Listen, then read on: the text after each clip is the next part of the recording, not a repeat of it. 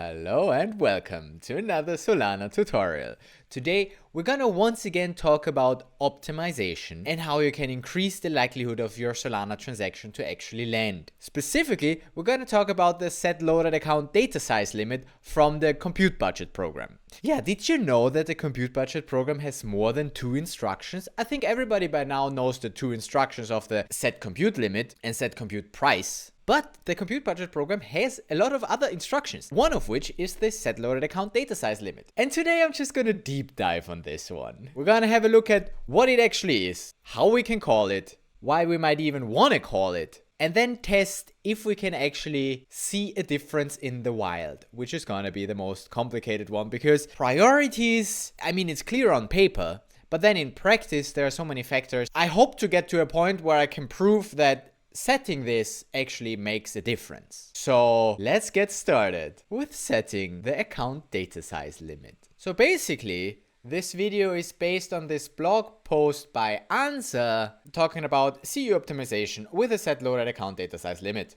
The primary goal was to enable developers with low CU applications to enhance their transaction priority by reducing request loaded account size. I'm not going to go through this blog post, I might reference it, but I will put the link into the description. We are just going to start with some coding. So let's start with a simple script that just calls a program. Should we work with GIL? Let's start working on DevNet because it's cheaper. We'll do the testing on mainnet then. We're not even gonna call our own program. For now, let's just do a system program transfer. The most classic instruction one can do. I'm gonna create a sign and then just get the address. So I send to a random address because it's DevNet and I don't mind. From my payer. That's it. That's all there is. I'll do one instruction, a salt transfer of 0.001 sol with a legacy transaction, me as the fee payer. Then I simulate it and I send it. Nothing special here. Really like most basic. Let's run this. So the simulation gives me success and the transaction lands. Nothing particularly unexpected here. Pay the base fee and I send 0.001 sol to a random address. So far you should be able to follow because we've been doing this so many times. But now let's add this setLoadedAccountsDataSizeLimit instruction. And that's in the ComputeBudgetProgram. So we can get setLoadedAccountsDataSizeLimit instruction, which gives us this instruction. It's also heavily typed, that's crazy. And what it will take is input parameters, just the account data size limit, a number. The default is 64 megabytes. And this limit is probably in bytes if I would have to guess. So kilo mega, 64 megabytes. This should actually now change literally nothing because it's the default. So just checking if I can add that instruction. There we go. We added an instruction to the ComputeBudgetProgram and we can still send this transaction. This one will now take 300 compute for the extra transaction because twice 150. Once for the ComputeBudgetProgram, once for system program. But it still does the same thing. And yes, it is in bytes. Here it tells me it is in bytes. I can see it in raw. 4, which is 4 times 16 is 64. Yeah, that's the number. That's the instruction, right? Instruction discriminator. Which one it is? The setLoaded account data size. And that's how many bytes. Here we have 64 megabytes in hex. It will also decode that to actual, decimal bytes. Yeah, that's how megabytes work. Because we want to have multiples of 8, which hex encodes much nicer. Anyway, it all still worked. It's like, it doesn't make a difference. It's fine. Let's make it not fine. Let's say my limit is 1 byte. If I set the data size limit to 1 byte, what you think's gonna happen? I think that the transaction will not go through in the simulation already, and then I won't send it. And if I would force to send it, then it would fail for the reason of account data size limit too small, blah, blah, blah, something like that. Because I've seen that once before. I don't remember in which video, but I've seen it once before. Let's go. There. Max loaded account data size exceeded. That's the error. Because the get transfer sol instruction does actually load accounts, and the accounts it loads have more than 1 byte in data size. So yeah, that's not working. if, let's check this, I weren't transferring anything, if I would just send an empty transaction that doesn't load any accounts, I think this should work. Nope, still not. What accounts are we loading? Wait, maybe it's loading the fee payer. I mean, yeah, I guess it's gotta load the fee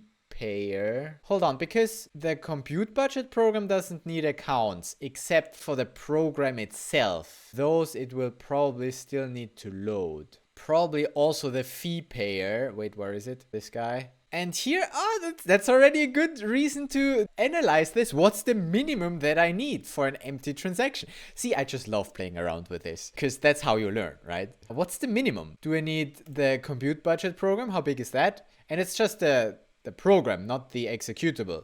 So this thing has 22 bytes of allocated data plus the metadata. Plus, maybe I also need to account for the 1 kilobyte in potential increase.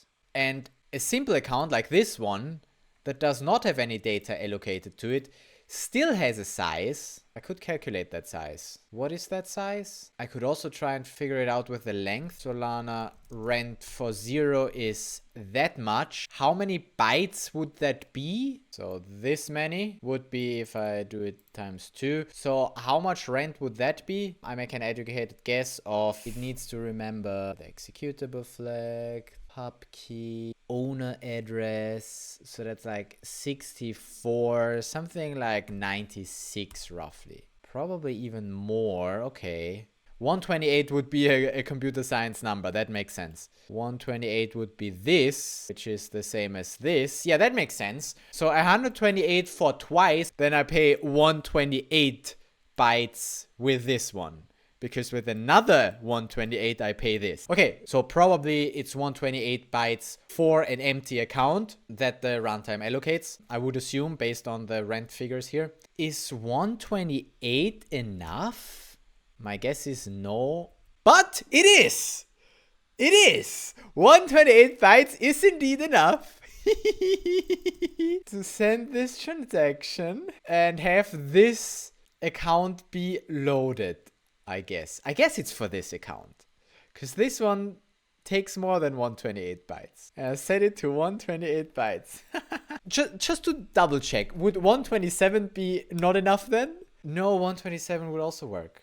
Damn, so it's not, well then I don't know, 64. I'm gonna find what the limit is. 64 is also fine, but 1 byte was not enough. Okay, so maybe this does account for accounts with 0 bytes being like 0. So then 22 could be enough. Yes, 22 is enough. And then 21, yes. Okay, so now I found the bounds for this, and now I can tell why that is for the compute budget program. This one is a 0 byte account, and if I set to 0 bytes, then that's actually fine. But what's not fine is the compute budget program, because that's an account that actually has bytes, 22, and so it will need to load those 22 for the compute budget program. So really, you can't ever set it lower than 22 bytes, because to set it, you need to have the compute budget program, and therefore you will need to have those 22 bytes. Yeah, cool. I mean, rather unlikely that you ever want to set it that low, but I'm just telling you what the lower bound is, and the lower bound is 22 bytes. So we now also know this. Okay, so with 22,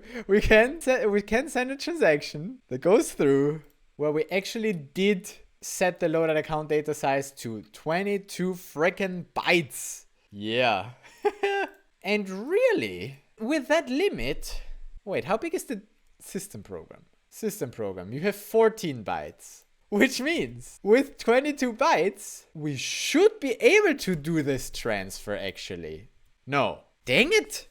Wait, is this commute? Oh, that's the next learning. Oh, I love playing around with stuff and learning this way. Oh, I'm getting so excited if I get to learn. So, okay, so 22 bytes. It's not per account. It is in total.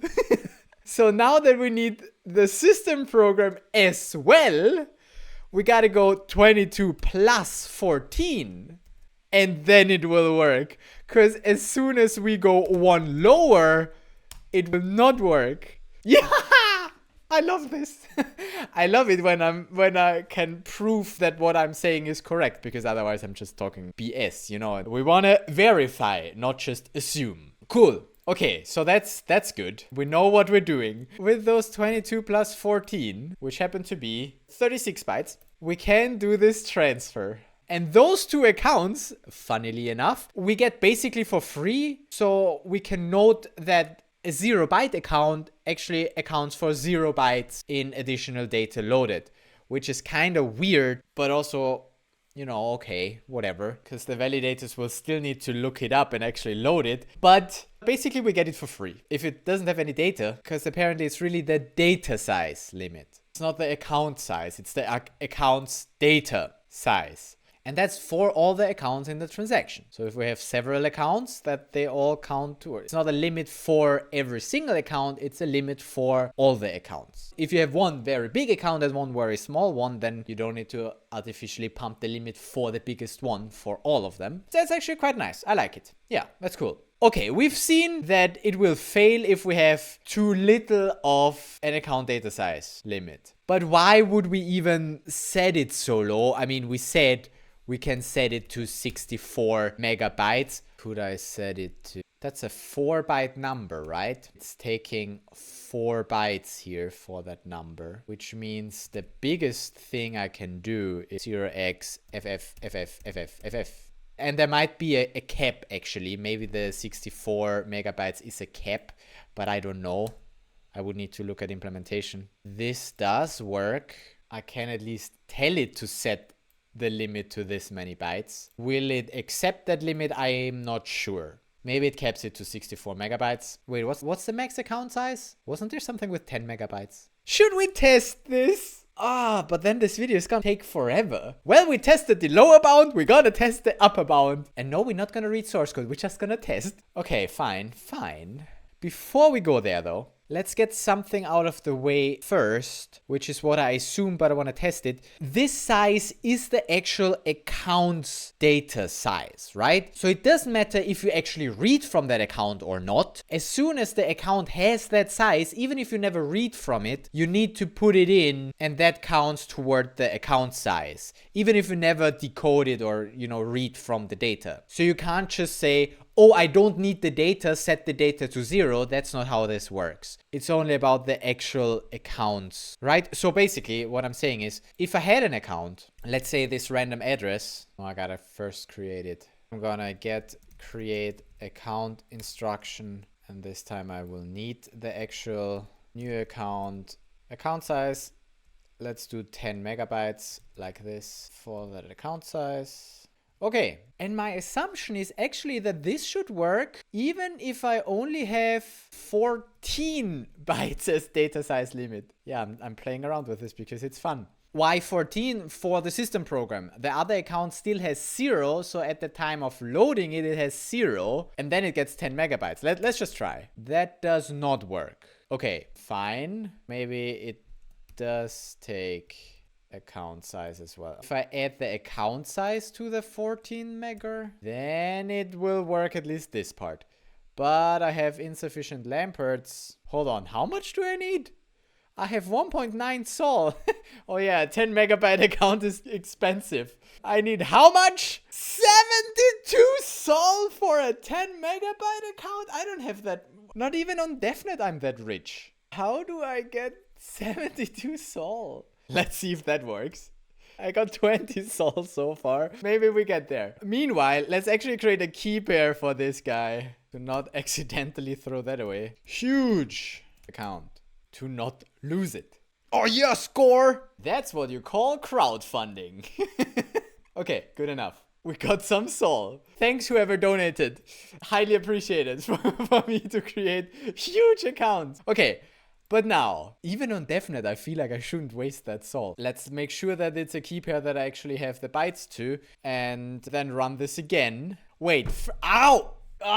Shouldn't I not ask for money? Is that the sign? Ow. Okay, so basically, to learn, because we can only do this once, I want to first have it fail, and if I do -1, just checking my assumptions again, this should fail again. Nope! That just works. That just works. My assumption was wrong. And I'm broke again. But check this. Yeah, so 10 megabytes, 72 sol. Holy shit. Okay, but hey, that was too easy. That was the wrong number. I need to do this again, and I don't have enough sol. So we gotta close that huge account. How do I close that account? Basically, oh no, I can't transfer if I have data. How do I close that account now? I'm just gonna demonstrate. Destination back to my payer. Signing with a huge account, but that's not gonna work. Why? Because form has data or something. Yeah, from must not carry data. Dang it! But I knew this, so that ain't working. The only way how I can actually get it off is by first making it a nonce account. Okay, but that's the boring way, and I know that it works. But can I instead get allocate and allocate it down to 0 and then transfer it out? I can't allocate because it already exists. Okay, so it's actually a new account. I could assign it to something else. Okay, so that also doesn't work. Well, then my only chance, make it a nonce account. So we initialize nonce account. I'm not sure if I can do that in the same, but withdraw nonce account instruction. Recipient account is also my payer. Withdraw amount, and now here it gets fun again. So that's all of it. We'll see if that works. Maybe I can't withdraw all of it, but need to... Wait, is there a get close? So, withdraw nonce. Nonce can only advance once per slot. Okay, so I cannot create the nonce account and withdraw, because creating advances the nonce and withdrawing advances the nonce, indicating that I probably won't be able to withdraw everything. Although, no, that doesn't even indicate that. It just means it's gonna change the data, and then if it has 0 sol, then kill the account later, probably. So, we just gotta do this in 2 steps. So let's do step 1. Create this nonce account. My huge account, this guy with 72 sol, is now a nonce account. And now, can I withdraw everything from there? Yes. Yes, I can, which means if I refresh this, this account should be closed again. Doesn't exist. Wonderful. I can close nonce accounts with the withdrawal. Perfect. Good. Which means we should hopefully have our balance back now. We're rich again. Now we can do this create thing again. So what did we want to do different? You know what? Initialize it as a nonce account right away here, just to protect it. Okay, so I create this account. So how much? 14 we said was not enough. But how much do I need here? I probably don't need the entire account size for... I mean, when is that even checked, the limit? 14 obviously is not enough. We already saw that. What other accounts do we have? We basically just have our fee payer, which has 0 bytes. We have this huge account, which at the beginning also has 0 bytes. Then we have the... Wait, hold on. Yeah, wait, of course. We have the compute budget program as well. So that's the 22 plus 14 again. With compute budget program and system program, do you think that's already enough data size? Even though I then create an account with 10 freaking megabytes of data, which I'm pretty sure I could even already in this instruction modify, because that's what I'm doing here. That would be fun. Hold on. That would be a... Let's try. No, it's not enough. Okay. But ballpark, are we like close or are we like heavily off? Are we like, if I say plus 100, would that be okay? No. Plus 1,000? Even that's not okay. Okay, so probably we will, get into that kind of a area. Which makes sense, because otherwise there would be a bug if I could already write to those 10 megabytes. But if I had all the 10 megabytes, then you said that would be, that's not... Oh, let's keep going. 10K? 10K would be enough. 72 freaking sol just for that account. Okay, so we set the limit to 10K plus. Interesting, and I can't tell you why that is. I have another idea. Let's close it again. I'm rich again. So rich. And then do 1,024, because 1 kilobyte, or was it 10 kilobyte? No, I think it was 1 kilobyte. Every account can, grow that much. Maybe it's that. Is it that? Nope, that's still not enough. But there are no other accounts in this transaction. Oh, because I initialize nonce, I do more stuff. So This one starts at 0 bytes, remains at 0 bytes as well. This one starts at 0 and ends at 10 megabytes. This one we said has 14 bytes. This one we said has 22 bytes. And then there are two sysvars that I ignored. One with, well, that's a sysvar. What's the data size of the sysvar? And what's the data size of the rent? Okay, so we are making it more difficult for us. Let's not initialize nonce then. To not have those two sysvars. And see if it would then be enough. Just those two? Yes! Okay. So basically, okay, we're down to 0. We're down. I'm getting so excited about this. It's just about the account size at the start of, you know, the execution or whatever. That's fun. That's fun though. I mean, I have a 10 megabyte account now, but I can set the limit to just the 36 bytes for the two programs because at the beginning the account is 0. So the loading account fee basically is 0. And here we see this is not an optimal, like a perfect solution, but perfect is the enemy of the good. It's a good enough solution for most cases that those edge cases are rare enough to, you know, basically allow them for free, basically, you know. This is a kind of a best effort. Yes, here I get more priority than I would if, you know, we were to account for those 10 megabytes, which I am able to write to. I can write to this account at the 10 megabytes already. To prove that I would need my own program.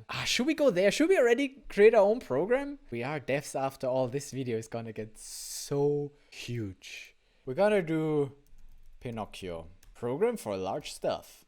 Build a program handling large accounts. For now, we don't even need to be efficient or anything. We can use the normal entry point. And all I wanted to do is to prove that I can write to a huge account, right? So I'm gonna take this account, borrow mutable data. I'm not gonna do, you know, super clean, whatever. 10 megabytes minus 1. At the last byte, I'm gonna write FF, whatever. Program has written to huge account. That's all it does. That's my program. Easy. Cargo build. And then deploy. What's my program ID? That's my program ID. And now, damn, I need to first close that account again. Close this account again. Create it again. This time, use my program, which is this, to actually call this instruction. So instead of initializing this account, we just do a instruction to my program. My program knows what to do and it will need this one account. Oh wait, but if that instruction then takes that as input, we'll see if that works. We'll just see if that works. Take the huge account. I have no idea if that's gonna work, but hey, that's what we're here for, to try. And this doesn't work. Okay, why does it not work? Well, because that's definitely not enough. How big is my program? A standard program, oh, you don't tell me. It has the executable data account where it tells me how big it is, but that, I don't need to touch that, I think. I don't think that that counts towards. So far, we've just used native programs. Oh, that's actually a good question. Will those executables, because they will also need to be loaded, but does that count towards the data size as well? I don't think so. I don't think that those 17 kilobytes will count towards, but hey, that's why we do a deep dive for. So you're not telling me how big you are, fine. I have other means to figure that out. Solana account, tell me more. You have 36 bytes plus 36 bytes. You think that's gonna be enough? No.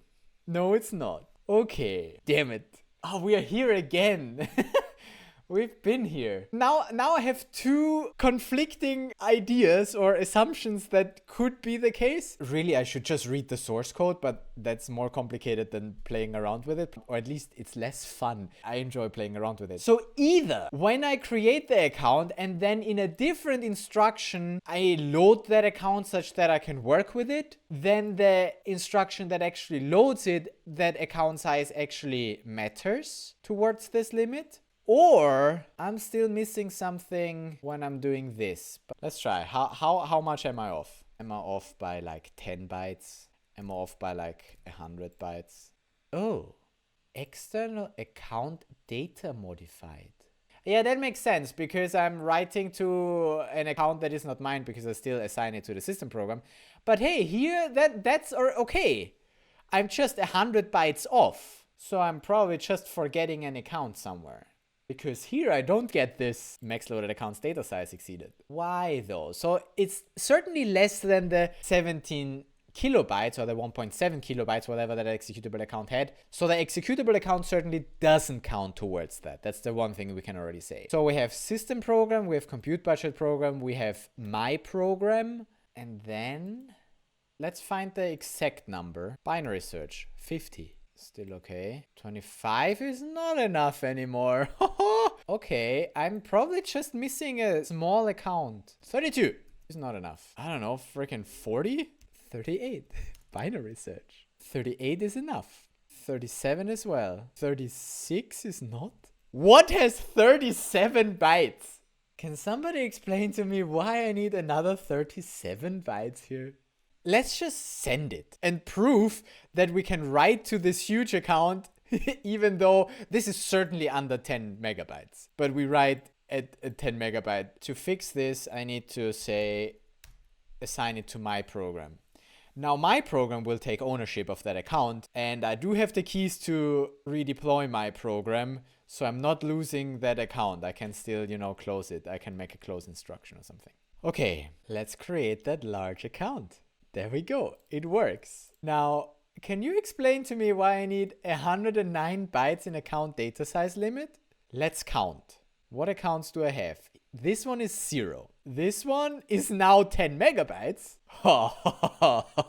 But at the start was 0 as well. So I would say 0. Here we have the 14. Compute budget is the 22. This is my program, which, according to me, has 36 bytes. What other account am I loading that needs another 37 bytes? Honestly, I can't tell you. But the funny thing, though, is that this huge account here that now has 10 megabytes, I actually managed to write to it, right? So my program, if we check that account, the last byte, and they're going to be many bytes now. Many bytes.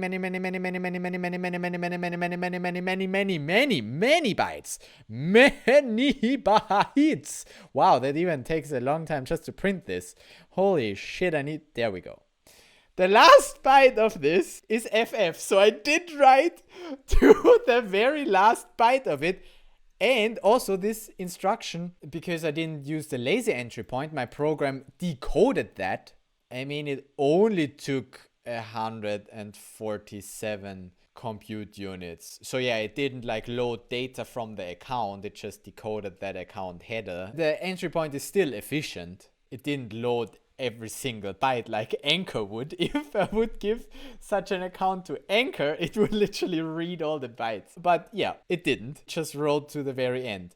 Point being, I could have read from there and written to it, I guess. Although maybe the data size is just data size that it needs to load. And in this case, it didn't need to load anything because it's all zeros. It just allocates it with zeros. So that's fine actually then, yeah. If you define it that way, that it's not about how much data I have available to write to, it's how much data we need to read from the bank. That's fair. Okay. Anyway, so even with just 109 bytes for all the accounts, did I manage to create this 10 megabyte account and even write to it. Cool. So getting back to my previous question of what is the upper limit. The lower limit is, the bytes of the accounts that are actually there. And the very lowest limit is 22 for the compute budget program if we do nothing else. But I wish I could just have, I'm not wealthy enough, not even on DevNet, to have 64 megabytes of actual account data for my own accounts. I could find other accounts that are that big. If I now call that program again with my huge account, now this will certainly not be enough anymore because I have 10 megabytes. And that's certainly not enough. Even with plus 1,000, this will not be enough. I would actually need to add the account size. Then it would be enough. But as soon as I have 1 byte less, maybe I don't need the 37 now. That's still enough. So Let's get rid of the 37 because I don't know where that comes from anyway. I will need the compute budget. I don't need the system program anymore, but I will need my program. This should now be the lower bound, just not enough. And without the -1, it should be enough. No, still not. Should we add a random plus 36? Still not enough. Is that, where is that 37? Is it the 37? It is the 37 again. Where does that come from? Maybe I just miscounted like how big my program is. But yeah, 36 plus 37. Hold on, because the executable is certainly big. This one, like that has a that's not what it loads. But the upgradable loader. Found it! It's the upgradable loader that it loads. That has 37 bytes. It needs to load the upgradable loader for whatever reason. When I have my own program, it needs to have the BPF upgradable loader, which is not an account that I need to specify, but it is an account that apparently I need to load. And okay, that's where this 37 comes from. Cool, we found it. We found it. That's the 37 bytes that it needs to load as well, the upgradable loader. Okay. All good, I found it. It all makes sense now. So yeah, okay, with that, makes sense. With ComputeBudgetProgram, my program, upgradable loader, and the account size, then that's enough. Okay, I mean, such a long video already, and I didn't even touch to why would we want to do this in the first place if we could just say, use 10 million. No, that's not a U32. What can we actually say? What's the bigger X? Oh yeah, we already said what's the biggest one. The biggest one we can have is this. That's the largest that we can say. But why would we want to do this? And would that actually be bigger than setting it to the 64 megabytes? I can't test this with just one account, because even if I would put the account several times, and hold on, I'm gonna use the exact number again. And even if I would use that account twice, twice, it will just use a duplicate anyway, and then it should still work with the same number, right? It doesn't load more, even if I have the account twice in here now. How rich am I? Still just 48 sol. To actually create accounts of 64, is there a way for me to find the largest accounts of the cluster? That's the problem with Solana. I can't just say, give me the large accounts. I don't care which ones they are, but I have no way of doing this. Get largest accounts. By Lampert balance. Useless. I want by data size. Okay, no, we're just not gonna go there. I mean, what's the point of setting it higher than this? It might be kept like this, it might not be. Who really cares? I just know that the default is 64 megabytes because that's what they wrote here. 64 megabytes default. And probably you don't want to set it higher. It's likely you will not hit that limit, and maybe that might even be a hard limit. I don't know. Yeah, we have a max loaded account data size bytes, so we can't set it higher than this. The total accounts data transaction can load is limited to 64 megabytes. To not break anyone in mainnet beta today. Not break anyone. Yeah, so we are limited to this. Now we also saw it in the source code. I don't need to test it. Great. We're limited to this. This is the max we can set. And it's also the default. So let's finally get to why the hell would we want to, set it lower? Because, I mean, it needs an additional instruction. It works as good if I don't have that, right? Can also, send it without that compute budget instruction, and it will just work. Because it will take the 64 megabytes as default. Why would I limit myself in the amount of data size? Because that's something that I need to, predict accurately, or at least accurately enough that my transaction doesn't fail. If I accidentally set it too low, then my transaction will fail, and I certainly don't want that. So what's the advantage of setting it? Let's finally get there after like 40 minutes of video, which was important. Like, it was important that we analyzed all of this, because that will help you set it to the minimum that you need. And you want to set it to minimum, or you might want to. Okay, so what's the point? You want to do this, especially if you're not working with a lot of data. You want to set this lower. Why? Because it increases your transaction's priority. But Andy, the priority is calculated with the priority fee and the base fee and the compute units that my transaction requests. Well, yes, And there's more. And I didn't know that either. I had to learn that, and it's not easy to figure that out. Because even when you read that blog post, it's like, okay, so where do those priorities all come from now? The base fee is the 500k lamperts per signature. Prioritization fee is optional. And the prioritization fee, that's how I calculate. I mean, we made a whole video on that, the compute budget program, my first video on the compute budget program, I think. And that's how the priority fee is calculated. And we do that to increase our priority. But what's the priority? The priority is calculated using the following formula. And here it is, but that's the formula. Wow, yeah, okay. This is the complete formula. Why did I not see that earlier? Check this. So we have, this is what we know, right? Compute units times compute unit price plus the base fee. So that's basically what we pay divided by what we consume. So the compute unit limit, so that's what we request. Again, compute unit limit, that's what we paid for. How much we request. And then signature CUs and write lock CUs. That's even still not the complete formula. So we pay for signatures and we pay for write locks. So basically, the more writable accounts we have, the more we pay, essentially. So those are the, down here, what we divide to is the total compute that we take. That's not just what my transaction takes, so that's the limit for how much my transaction can have, but also signatures and write locks. And there's more. Calculate priority and cost. Let's get to the actual source code. Cost model, calculate cost.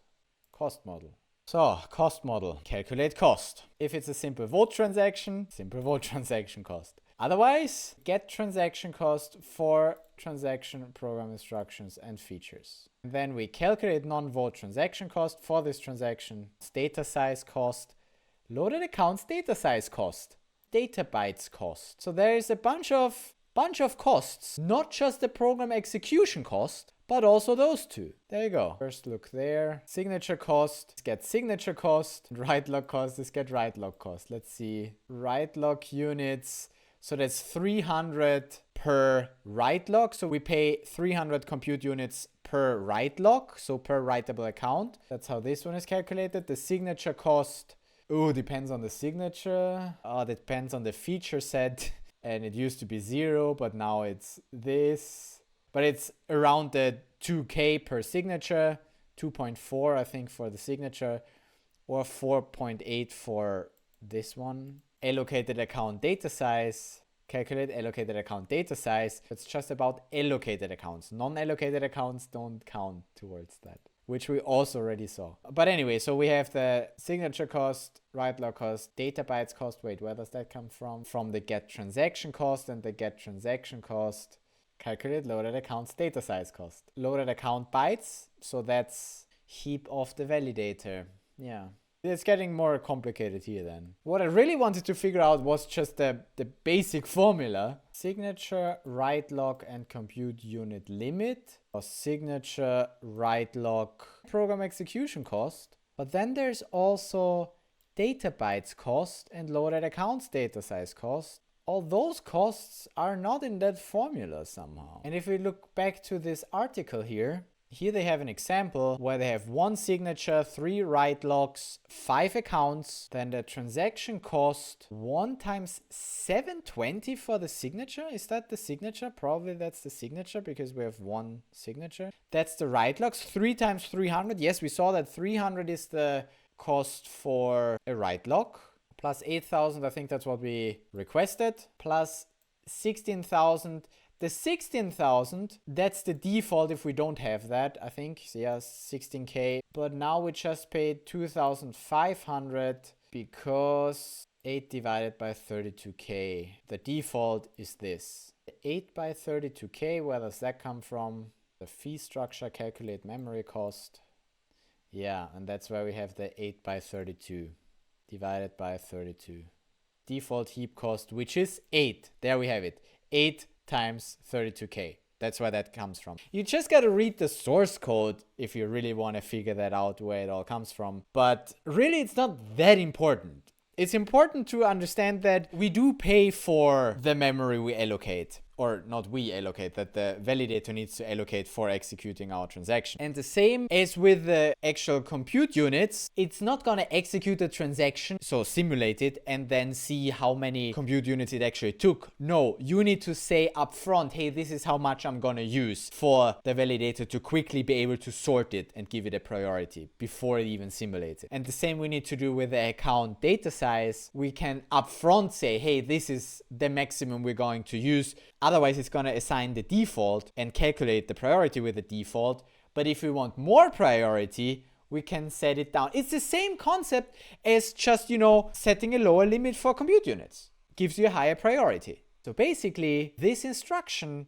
we can add in order to increase our priority. That is calculated with this neat formula. So we have signature cost, write lock cost, requested compute units, and then this loaded account data size cost, which we can set down by using a different limit. The default is 16K compute units. 16K compute units you could save. Well, not all of them, obviously, but in our minimal example where we used, a small account like here, for instance, that little bit is certainly less than that. So that was 109 or whatever. So let's say roughly 100.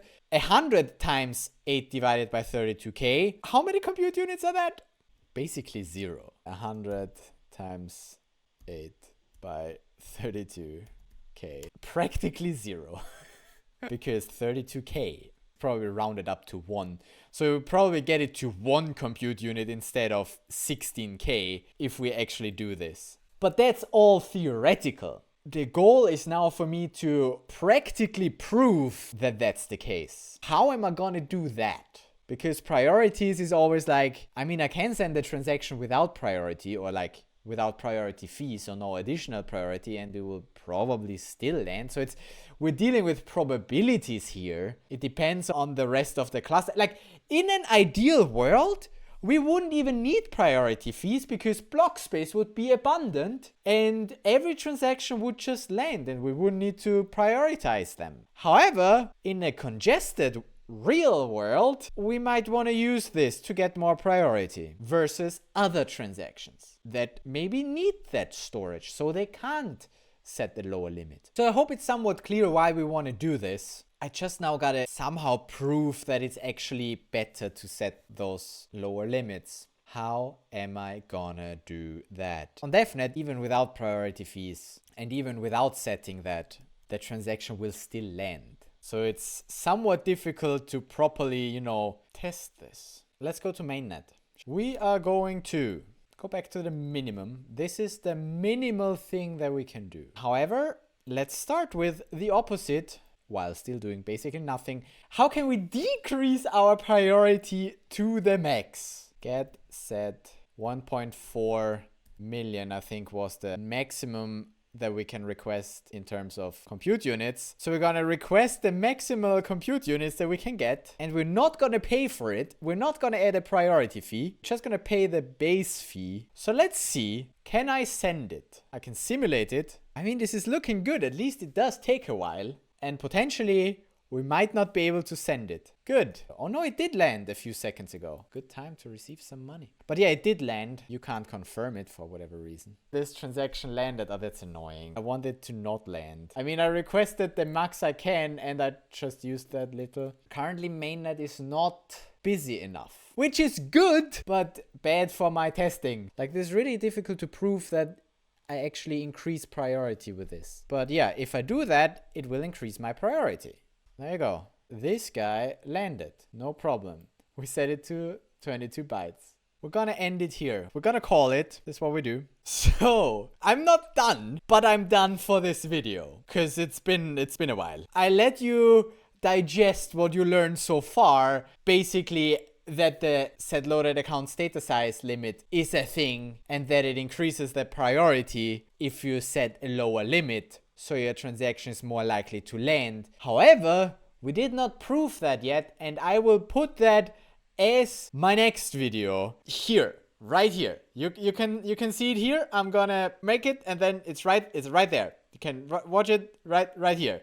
And here's something else if you've got enough of the compute optimization. And then you can like this one, subscribe, and don't forget to go to this one. Here. We continue our journey. I'm not done. I'm just done for this video. So see you in the next one.